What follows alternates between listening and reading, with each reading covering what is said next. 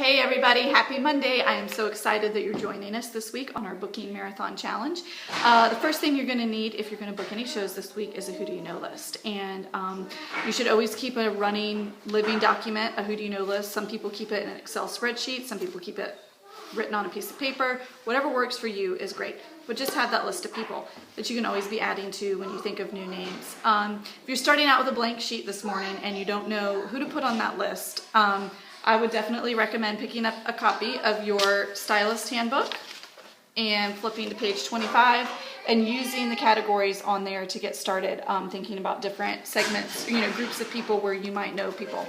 Sometimes I feel like, hey, when I see friends, neighbors, relatives, I've been doing this for a long time, I've tapped everybody out. I actually haven't. In December, I had one of my bridesmaids in my wedding host a trunk show for the first time. And that was because I'd never really asked her. I didn't want to put her on the spot. I just figured, hey, she knows I do this. If she wants to do it, she'll tell me. And that's not always the case.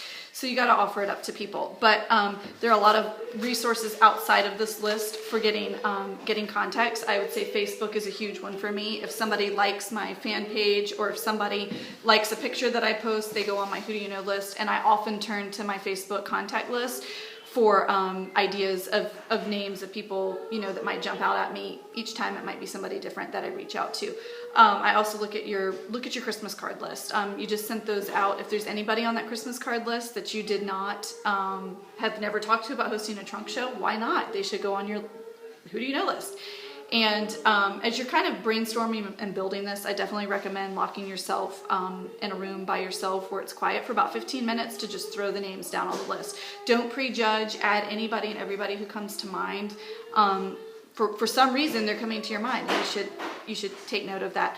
I learned a lesson in not prejudging recently. I've got a neighbor who is not fashionable, never talked to her about doing a trunk show, and I finally mentioned it and she said yes, contact me in January. I think my daughters and I would love to do that. It's like, why haven't I not done that before?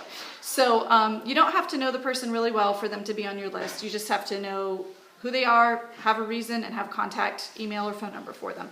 So if you're new to an area and you're trying to build from scratch, I would say the very first thing you need to do is make friends. Join some book clubs, go to a yoga class, shop at the grocery store, take walks in your neighborhood, meet people that way. You're obviously gonna have a little bit slow going of a time in the beginning when you're making friends, but don't be afraid to wear your jewelry, share the opportunity, and try to talk to people about hosting. Setting up in hair salons, things like that can work for meeting people.